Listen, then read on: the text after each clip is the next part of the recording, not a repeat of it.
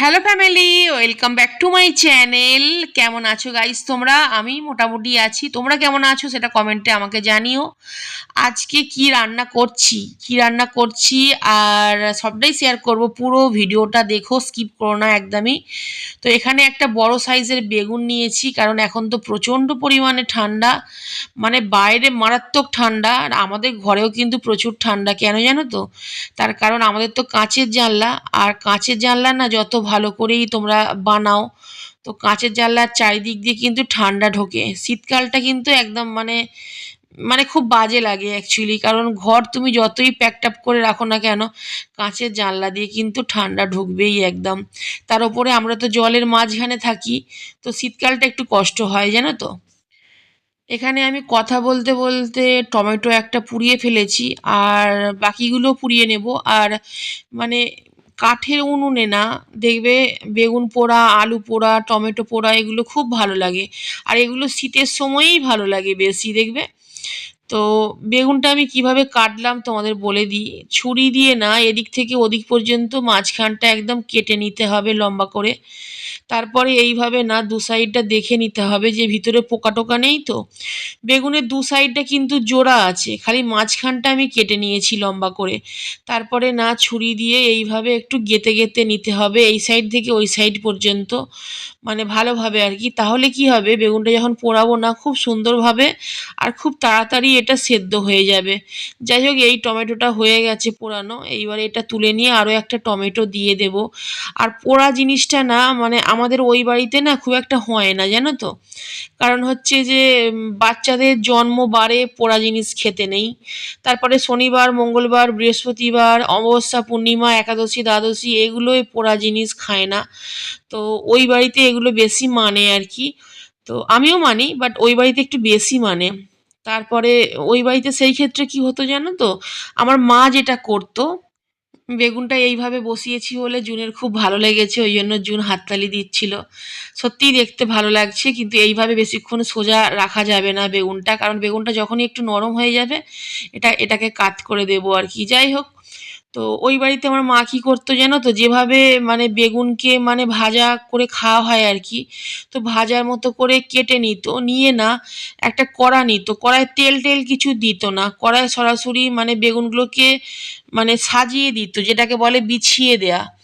ঠিক আছে, ওইভাবে দিয়ে না, গ্যাস তো তখন ছিল না আমাদের। তো আমার মা কী করতো, উনুনে না আগুনটা কম করে দিত, মানে অল্প আগুনে ওটা মানে রান্না করতো আর কি।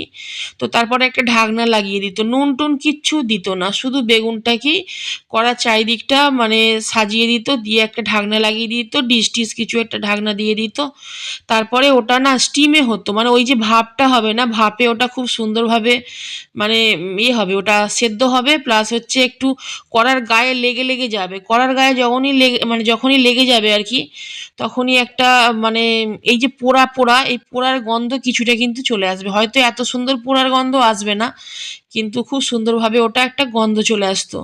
তো তারপরে আর কিছুই নয়, তারপরে ওগুলো যখন নরম হয়ে যেত বেগুনগুলো, তারপরে কড়া থেকে নামিয়ে নিয়ে মানে পেঁয়াজ, তারপরে যেভাবে মাখতো আর কি, পেঁয়াজ, তেল লঙ্কা বা কাঁচা লঙ্কা যখন যেটা মানে হতো আর কি, সেইভাবে মেখে নিত। তো আর আমাদের ওই বাড়িতে না মানে মানে বেগুনের যে মানে ভর্তাটা না বা বেগুন পোড়া, তো ওটাকে হচ্ছে দিয়ে খাওয়া হতো, মুড়ি দিয়েও খাওয়া হতো, মুড়ি দিয়ে, রুটি দিয়ে। তবে অনেকে দেখি ভাত দিয়েও খায়। তবে দেখো, খাওয়া দাওয়াটা যে যার রুচির ব্যাপার, জানো তো, যার যেটাই ভালো লাগে।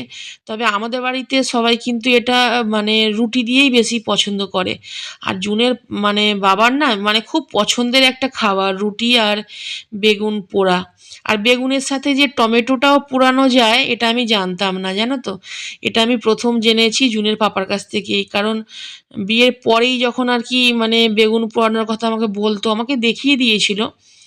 তো জুনের পাপার কাছ থেকেই এটা আমি দেখেছিলাম আর কি। তো তারপরে কীভাবে টমেটো পোড়াতে হবে ওটাও আমাকে দেখিয়ে দিয়েছিল।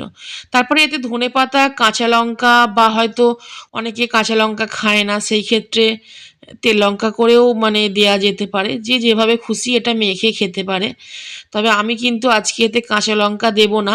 আর শুকনো লঙ্কাটা নেই, জানো তো, বাড়িতে, যার জন্য মানে শুকনো লঙ্কাও দেব না। এটাকে টমেটো, পেঁয়াজ আর এটা টমেটো, পেঁয়াজ, বেগুন, নুন আর সর্ষের তেল দিয়েই মাখবো। তো তোমরা চাইলে তেল লঙ্কা করে মাখতে পারো বা কাঁচা লঙ্কাও দিতে পারো। তবে একটা জিনিস তোমাদের শেয়ার করি গাইস, যাদের না গ্যাস অম্বলের প্রবলেম আছে তারা না কাঁচা লঙ্কা আর কাঁচা পেঁয়াজ একসাথে কখনো খেও না, জানো তো। মানে এটা যে কি মারাত্মক জিনিস, মানে আমি আমার জীবনে ছোট্ট একটা ঘটনা শেয়ার করি। আমি তখন বোম্বে থাকতাম, ছেলে ছোট, তো ছেলেকে স্কুল থেকে নিয়ে এসেছি। তার আগে ছেলেকে প্রথমে স্কুলে দিয়ে এসেছি। দিয়ে আসার পরে তারপরে বাড়িতে এসে না পেঁয়াজ আর কাঁচা লঙ্কা চটকে কি খেয়েছিলাম মনে নেই, কিন্তু পেঁয়াজ কাঁচা লঙ্কা চটকে বেশ নুন তেল দিয়ে একটা স্যালাডের মতো বানিয়ে আর কি খেয়েছিলাম, মানে স্যালাড টাইপের। তো তারপরে না ছেলেকে আনতে চলে গেছি, এবার কি হচ্ছে শরীরের মধ্যে আমি বুঝতে পারছি না। মানে একটা ভিতরে একটা অস্বস্তি হচ্ছে, মনে হচ্ছে না আমি এক্ষুনি মানে মারা যাব আর কি, এতটাই শরীরের ভিতরে অস্বস্তি হচ্ছিল। ছেলেকে স্কুল থেকে নিয়ে বেরিয়েছি, তারপরে বাপিকে ফোন করলাম। আমার না মানে প্রথম থেকেই এটা অভ্যাস, মানে শরীরে যাই প্রবলেম হোক সবার আগে আমি বাপিকে ফোন করি, মানে আমার বাপিকে আর কি।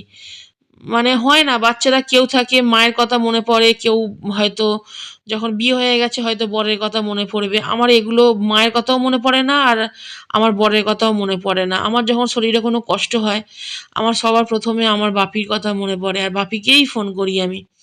তো বাপিকেও সেই বোম্বে থেকে যখন ফোন করছি, বাপি আমার এই হচ্ছে, বাপি বলছে কি খেয়েছিস?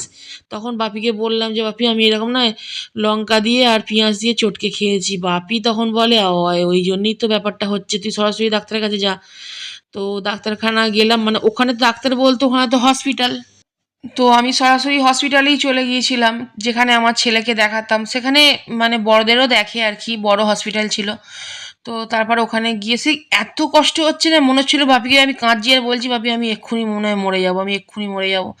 বাপি বলছে কিচ্ছু হবে না, তুই ডাক্তারকে গিয়ে বল আর এই সমস্যা হচ্ছে। তখন বাপি পরে আমাকে বলল যে কোনোদিন আর পেঁয়াজ লঙ্কা একসাথে খাবি না, কারণ ওটা খুব খারাপ জিনিস। বাপি ব্যাপারটা ধরে নিয়েছিল, তো ওখানকার ডাক্তার কি আর অত বুঝবে। ডাক্তারের মতো ট্রিটমেন্ট করেছে, কিন্তু অ্যাকচুয়ালি যে কারণে আমার ওটা হচ্ছিল সেটা বাপি মানে বলেছিল। তো তারপর থেকে আমি আর ওটা খাইনি, কিন্তু তার খাইনি বলতে কি তারপরেও দু একবার আমি একটুখানি করে মানে মুখে দিয়ে দিয়েছিলাম। তো দেখলাম সেম প্রবলেম হওয়া শুরু হয়েছে, সঙ্গে সঙ্গে আমি গ্যাসের ওষুধ খেয়ে ফেলেছিলাম। তবে এই জিনিসটা হলে কিন্তু তখন গ্যাসের ওষুধ যত পাওয়ারওয়ালাই খাই না কেন, মানে আমি এমনি বেশি পাওয়ারের গ্যাসের ওষুধ খাই, কিন্তু ওই সময়টা কিন্তু গ্যাসের ওষুধও কাজ করে না। তো ওই জন্য বলছি যাদের গ্যাস অম্বলের প্রবলেম আছে তারা কাঁচা লঙ্কা কাঁচা পেঁয়াজ একসাথে খাবে না কখনো। তো আমি কি করি জানো তো, যখন হয়তো কাঁচা পেঁয়াজ খাবো ঠিক করি, তখন আমি কাঁচা লঙ্কাটা খাই না। কাঁচা লঙ্কাটা না গোটা গোটা আমি ডালে দিয়ে দিই বা ঝোলে দিয়ে দিই, যাতে আমি ওখান থেকে ওটা তো সেদ্ধ হয়ে যায় তখন না লঙ্কাটা, তো তখন আর ওই প্রবলেমটা আমার হয় না। তো সেই ক্ষেত্রে আমি হচ্ছে ওই ডাল তরকারি থেকে আর কি মানে লঙ্কাটা তুলে খেতে পারি, কারণ লঙ্কা আমি প্রচুর পরিমাণে খাই, লঙ্কা ছাড়া আমি একদমই থাকতে পারি না। যাই হোক, আজকে রাতের খাবারের মেনু হচ্ছে আমাদের রুটি আর বেগুন পোড়া, বেগুন টমেটো পোড়া, এর সাথে একটু আলু পুড়িয়ে দিলে খুব ভালো হতো। তবে গ্যাসে না, যদি আলু পোড়াই তাহলে গ্যাস অনেক খরচা হবে, অনেকটা সময় লাগবে, কারণ আলু সেদ্ধ হতে কিন্তু সময় লাগে। তো যার জন্য টমেটো আর বেগুনটাই পুড়িয়েছি। আর আমাদের বাড়িতে আমি বললাম গাইস, আমার ছেলে মেয়ে আমার বর সবাই কিন্তু বেগুন পোড়াটা প্রচুর পরিমাণে ভালোবাসে, প্রচুর পরিমাণে। তো বর এখন বাড়িতে নেই, যার জন্য কিন্তু বরের কথাই বারবার মনে পড়ছে, মানে জুনের পাপার কথা মনে পড়ছে। কারণ আমার খুব পছন্দের খাবার তো, যখন শুধু ও বলে নয়, মানে যখন যার পছন্দের খাবার আমি বাড়িতে রান্না করি না, তখন আমার তার কথাই খুব মনে পড়ে, সেটা যেই হোক। আচ্ছা, কথা বলতে বলতে তো তোমাদের বলাই হলো না যে আমি কিন্তু নুন আর সর্ষের তেল দিয়েছি, আর কিছু দিইনি, দিয়ে মাখিয়ে নিয়েছি।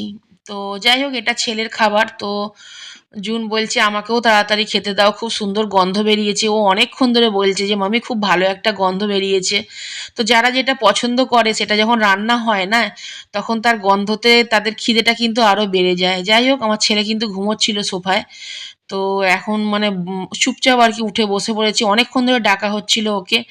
তারপরে উঠে হাত ধুয়ে বসেছে, ওকে জুন খাবার দিয়ে এলো, এটা হচ্ছে জুনের খাবার। আর আমার মেয়ে না, মেয়েকে কোনো জিনিস যদি খেতে দিই, মেয়ের একটা জিনিস আমার খুব ভালো লাগে, যেটা হচ্ছে যে ও সবসময় বলে কি যে তুমিও সমান পরিমাণে খাবে, যে আমাদের বেশি দেবে তুমি কম খাবে এটা কিন্তু একদমই করবে না। তো আমার মেয়ের এই গুণটা কিন্তু খুবই আছে। তো জানি না বড় হলে কি হবে, তবে আমার খুব ভালো লাগে এটা, জানো তো, মানে মনে হয় যেন আমার মা আছে কাছে, একটা মা মা ফিল আসে আর কি।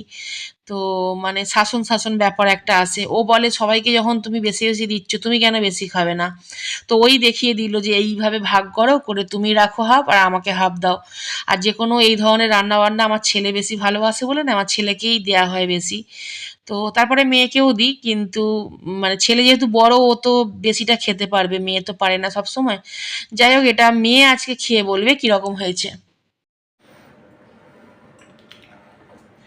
গাইজ তোমরা কিন্তু কমেন্ট করে জানিও তোমাদের কীরকম লাগলো আজকের ব্লগটা, আর লাইক করো, শেয়ার করো, সাবস্ক্রাইব করে দিও, আমার পাশে থেকো, আর সবাই খুব ভালো থেকো। আমি একটু পরে খাবো। আর আমার মেয়ে কি বলছে জানো তো, মেয়ে বলছে মামি পরের দিন দুটো বেগুন পোড়াবে।